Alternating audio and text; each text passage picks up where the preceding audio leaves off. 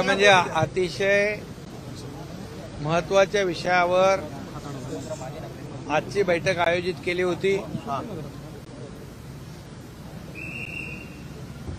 त्या बैठकीला सर्व पक्षीय नेत्यांना निमंत्रण दिलं होतं आणि त्या बैठकीला सर्वांनीच उपस्थित राहण्याचं मान्य केलं होतं। काही लोकांनी व्हीसीद्वारे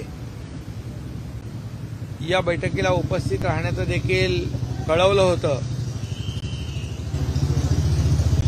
परंतु दुर्दैवाने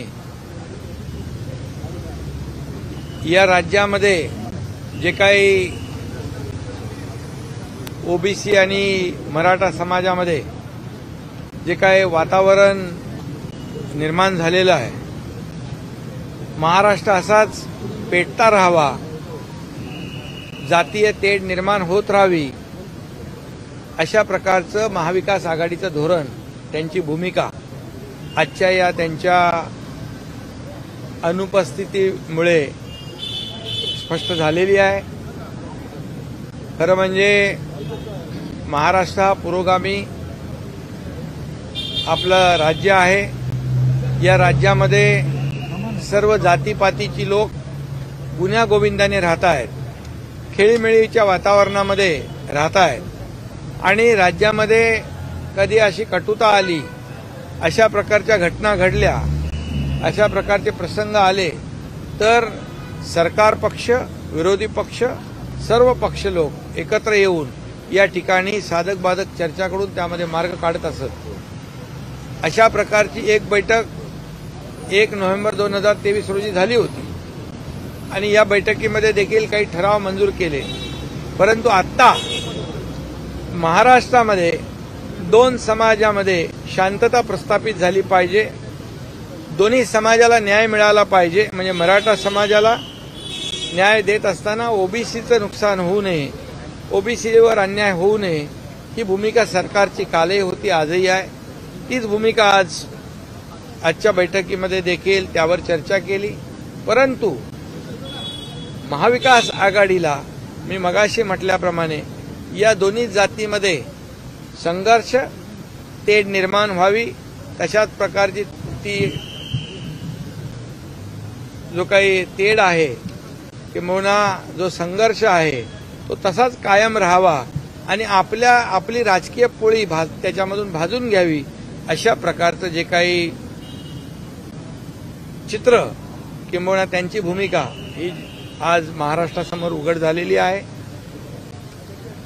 आणि म्हणून आंदोलनकर्त्यांनी देखील या बाबीचा निश्चित विचार करावा की मराठा आणि ओबीसी या समाजाबद्दल किती प्रेम आहे या लोकांना, याचा देखील विचार करावा। आणि खऱ्या अर्थाने सरकारची भूमिका स्पष्ट आहे, सरकारचं धोरण स्पष्ट आहे।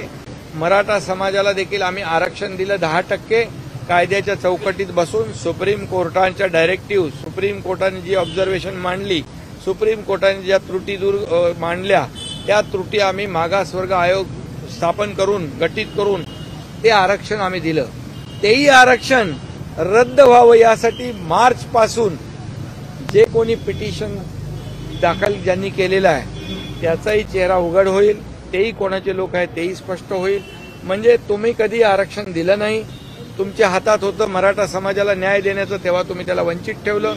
तुम्ही स्वतःची राजकीय पोळी भाजली, मराठा समाजाच्या जीवावर नेते झाले, सरकार आलं, सगळं आलं, सत्ता मिळवली, परंतु मराठा समाजाला वंचित ठेवण्याचं काम केलं। आणि आम्ही मराठा समाजाला न्याय दिला, 10% आरक्षण दिलं, ते रद्द व्हावं म्हणून देखील प्रयत्न जे लोक करतात ते देखील निंदनीय आहे।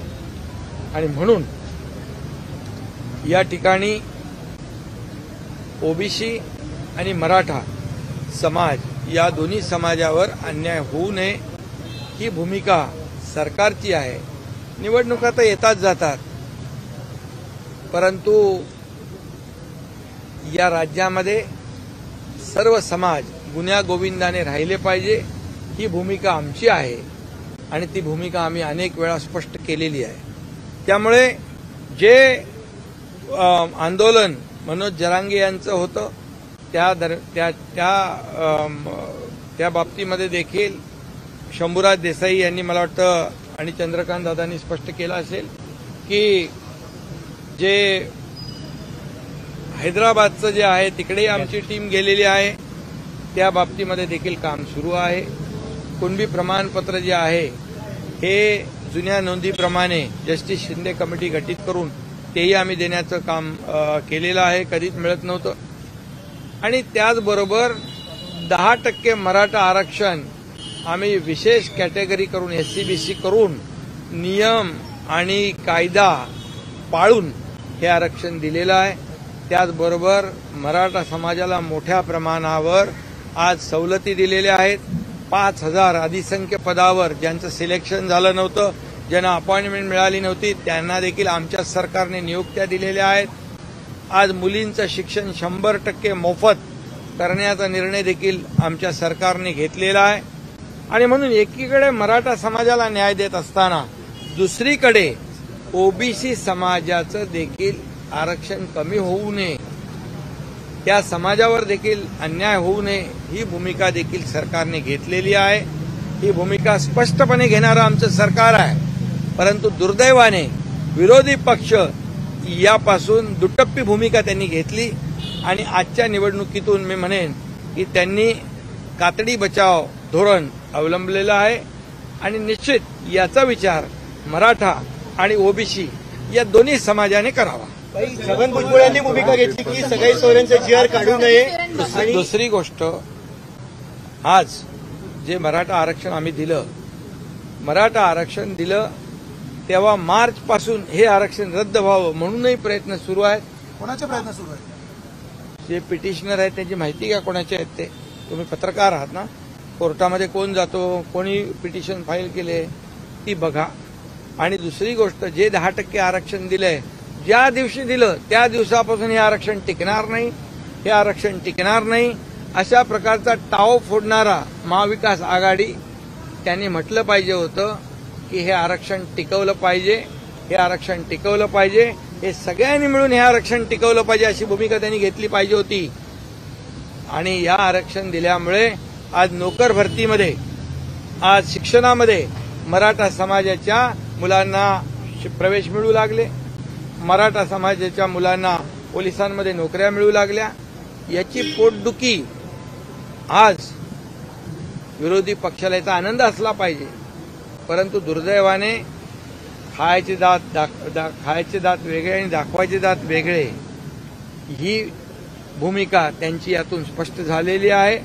त्यामुळे पुन्हा मी एकदा सांगेन, सरकारची भूमिका बदलली नाही, बदलणार नाही. सरकार पूर्णपणे या ठिकाणी कायद्याने काम करते आहे. आज काही मुद्दे समोर आलेत, काही ओपिनियन समोर आलेले आहेत, त्याची पडताळणी कायदेशीर बाबीची तपासणी केली जाईल. ॲडव्होकेट जनरल यांचंही मत घेतलं जाईल, विधी व न्याय विभागाचंही मत घेतलं जाईल आणि जे योग्य आहे ते त्याचा निर्णय सरकार घेईल. एवढंच मी या प्रसंगी सांगतो. कुणावरही अन्याय सरकार करणार नाही. छगन भुजबळ यांच्या भूमिकेवरती उद्या बोलणार आहात.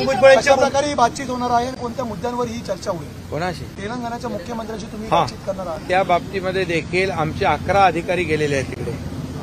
11 अधिकारी गेलेत, काही 7,000 डॉक्युमेंट सापडली आहेत. आणि म्हणून मराठा समाजाच्या तरुणांनी देखील हे लक्षात घेतलं पाहिजे. आतापर्यंत कधी कुणबी प्रमाणपत्र मराठवाड्यात मिळत नव्हती. जस्टिस शिंदे कमिटी गठीत करून ज्यांच्या कुणबी नोंदी 1967 पासून आहेत अशा लोकांना कुणबी प्रमाणपत्र देण्याचाही निर्णय घेतला आणि त्याप्रमाणे कुणबी प्रमाणपत्र मिळू लागली. त्याचबरोबर हेही आम्ही सांगितलं की कुणबी प्रमाणपत्र जे पात्र आहेत यांना मिळालं पाहिजे. यामध्ये कुठेही बोगसपणा असता कामा नये. यामध्ये कुठल्याही प्रकारे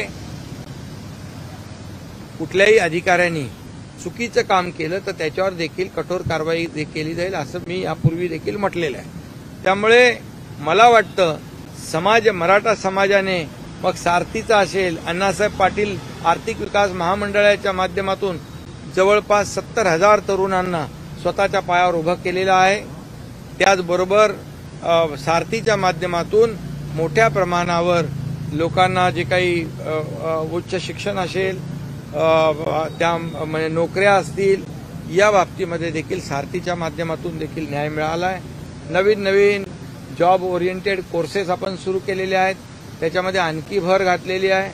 आणि त्याचबरोबर या ठिकाणी ओबीसीसाठी देखील ज्या योजना आहेत त्या योजनांमध्ये देखील आणखी आम्ही वाढ केलेली आहे. त्यामुळे कुणालाही भेदभाव आम्ही केला नाही. सारथी असेल, महाज्योती असेल, बार्टी असेल, सगळे जे आहेत यांना हे सर्व मुलं जे आहेत सरकारच्या समोर एक समान आहेत, हे धोरण आम्ही ठेवलेलं आहे.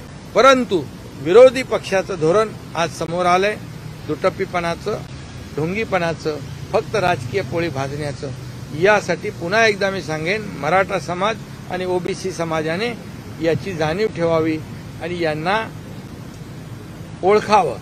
निवडणुकीच्या तोंडावरती महाराष्ट्र पेटवण्याचा हा प्रयत्न आहे का? कारण 2-3 महिन्यामध्ये विधानसभा निवडणुका आहेत. एकंदरीत याआधी चर्चेला येणारे विरोधी पक्ष नाही म्हणून तर आज जे विरोधी पक्ष, मला तर काही लोकांनी सांगितलं की आणखी कोणाला यांना बोलवा त्यांना बोलवा. मी नाव सांगतो, बाळासाहेब थोरात स्वतः मला बोलले, पृथ्वीराज चव्हाण साहेबांनी बोलवा. त्यांनी पत्र दिलं, त्यांना आम्ही निमंत्रण दिलं. काही लोक VC वरून जॉईन होणार होते. आणि त्यामुळे हे आज जे काय पोटात एक आणि पोटात एक ही वस्तू